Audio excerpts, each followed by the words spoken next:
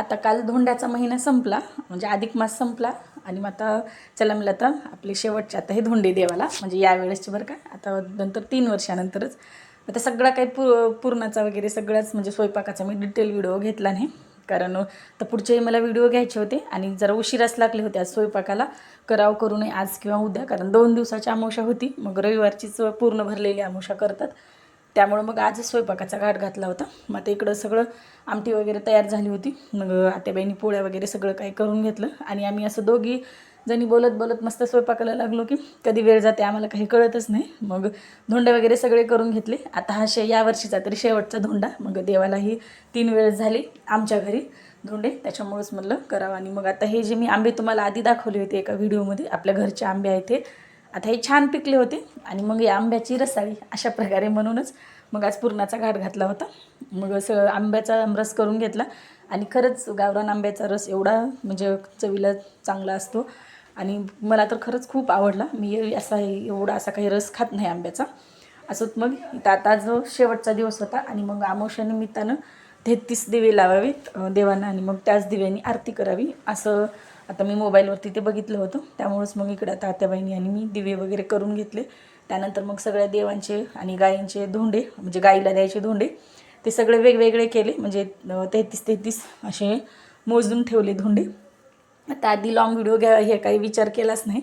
मग चला म्हणलं थोडासा मोठाच व्हिडिओ आपणही अपलोड करावा, म्हणजे मग सगळ्यांना समजेल की माझा कालचा म्हणजे अमावस्याच्या दिवशीचा दिवस नेमका कसा गेला.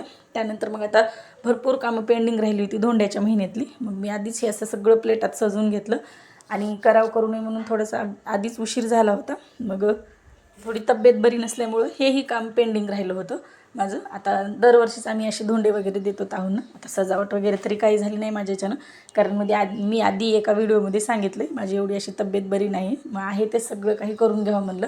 आता आजचा दिवस शुभही होता, त्यामुळंच आता नाही धोंडे वगैरे द्यायचे राहिले होते, म्हणजे घरच्या घरीच आता मी पूजा करत असते अशी. तर पाय वगैरे धुवून आता हे दरवर्षीच करत असतं आम्ही, म्हणजे अधिक महिन्यामध्ये जसं आता लग्न झाले तसं. मग हे धोंडे वगैरे त्यांना दिले जे घरी तिळाचे केले होते ते, म्हणजे अशा हिशोबाने दिले की ते नंतरही आपल्याला खायला येतात सगळ्यांनाच. आणि मग हे जे उकडीचे धोंडे असतात त्यांचा आमच्याकडे खूप मान असतो, मग तेही त्यांना दिले. आणि त्याच्यानंतर मग औक्षण वगैरे सगळं काही करून घेतलं. तर आमच्या आहोंना हे सगळं काही माहिती आहे, अशा छोट्या मोठ्या गोष्टी तर काही सांगावं लागत नाहीत त्यांना. मग सगळं झाल्याच्या नंतर त्यांचं मग औक्षण करून घेतलं. आता लेकरांचंही राहिलं होतं धोंड्याच्या महिन्यात औक्षण करायचं, एक दीप अमावस्याला आणि यावेळी आम्ही असं म्हणजे धोंड्याच्या महिन्यात 3 वर्षाला एकदा लेकरांचं वगैरे असं औक्षण करून घेतो. तर एरवी तर बड्डेला ते तर करण्यात येतेच, पण या दिवसांनाही महत्त्व असते.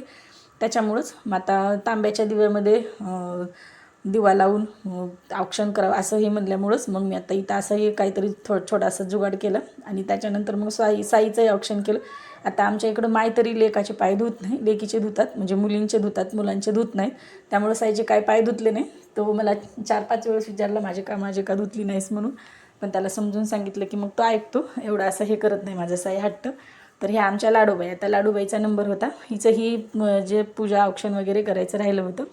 मग हिचे पाय वगैरे धुवून घेतले. आमच्या बाईला तर आधी सगळ्या गोष्टी आवडतात आणि सगळं करते ती. मी कुंकू लावलं की परत मला लावली, मग हे कुठे ते कुठे विचारून सगळं काय करते ती सांगितल्याप्रमाणे. तिचंही मग औक्षण वगैरे करून घेतलं मी. त्याच्यानंतर मग जे पप्पांना धोंडे दिले होते ते मला दिले नाहीस म्हणून आमच्या रुसूबाई फुगून बसल्या, मग परत हे द्यावं लागलं तिला. असं मग खूप लईच लाडाची लेक आहे आमची.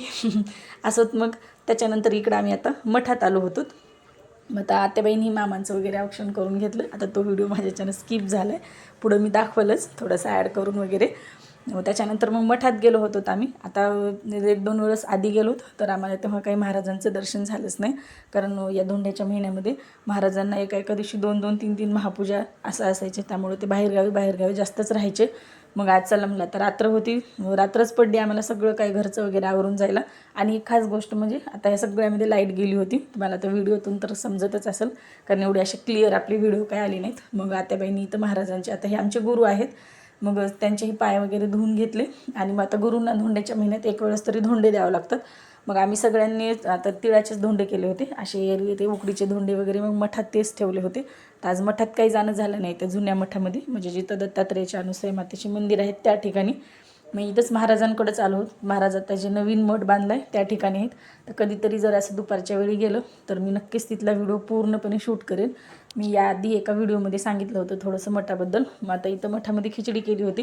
आता ते ऐकतच नव्हते महाराज, ते जेवण करा. मग थोडासा प्रसाद इथं सगळ्यांनी आम्ही घेतला, अगदीच थोडंच. आणि आता घरी पुरणपोळीचं जेवण तर जेवणारच होतात, पण एवढी खिचडी खरंच एवढी चविष्ट झाली होती. मी तर पोटभर तेच खाल्लं. मग घरी आल्यास एवढी काही जेवणाची इच्छाही होत नव्हती. त्याच्यानंतर मग आता मेन काम राहिलं होतं आणि शेवटचं म्हणलं तरी जमते. आता राहिले होते गाईंना धोंडे द्यायचे. सगळं आमचं आता लेट लागल्यामुळं, सगळं काही लेटच लागलं, म्हणजे कामाला लेट लागल्यामुळं. मग त्याच्यानंतर आम्ही दोघीजणी गेलोत. आता लेकरं तर सोबत असणारच, आणि सगळं काही अंधारातच चालू होतं आमचं. आणि माझे शूट घेणे अंधारातच झालं म्हणजे यावेळेसचे. आता गाईलाही धोंडे खाऊ घातले.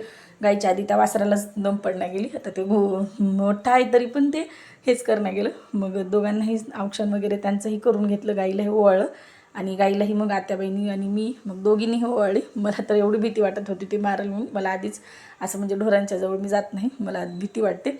आता हा कॅमेरा थोडासा हलत असेल, याकडे थोडंसं इग्नोर करा, कारण व्हिडिओ आमची साईने घेतले. तर मग त्याच्यानंतर गाईला ते धोंडे वगैरे खाऊ घातले आणि मग आलात घरी. आता आमचे हे चुटुकले पिटुकले आमच्यासोबतच असतात प्रत्येक कामामध्ये. माझ्यासोबत माझी स्वरा तर असतेच, साई तर एवढा असा नसतो.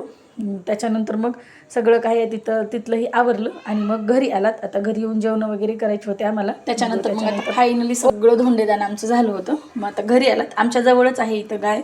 मग त्या गाईला धोंडे खाऊ घालून आलो होतो आम्ही घरी. मग नंतर इथं आता तुळशीला वगैरे सगळीकडे दिवे लावून घेतले. आज आता अमावस्या होती, त्याच्यामुळे आम्ही असं नेहमीच दिवे लावता. आज तर मग 33 दिव्यांचं दान आहे, म्हणजे देवाला आम्हाला आरतीही करायची होती.